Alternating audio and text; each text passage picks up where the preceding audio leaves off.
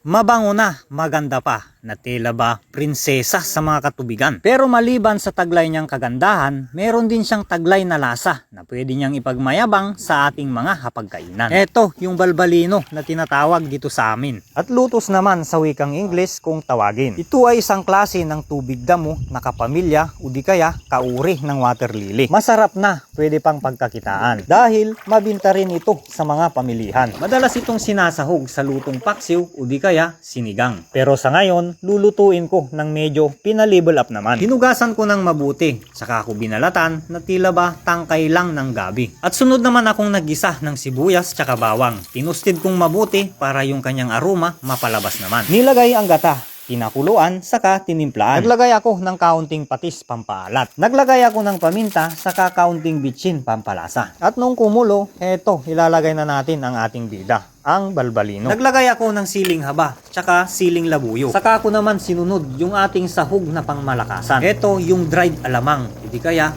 armang sa Ilocano. Saka ako naman sunod na inilagay yung tinapang aking hinimay-himay. Tinakpan at pinakuluan ng bahagya. At pagkatapos ng ilang minuto, sabi ni Chef Cook, eto, okay na. So yan mga idol, eto na yung ating ginataan na balbalino. Yan. Tikman natin. Yun o, balbalino. Sarap, namis-tamis. Kumagat talaga yung gata. Yun o. Parang tangkay din siya ng gabi. Ang kaibahan nga lang, kahit lutuin mo ng matagal to, hindi siya basta-basta nadudurog. Hindi katulad ng gabi, saglit lang madudurog na. Ayos, pwede yung subukan to. Kanin na lang kulang.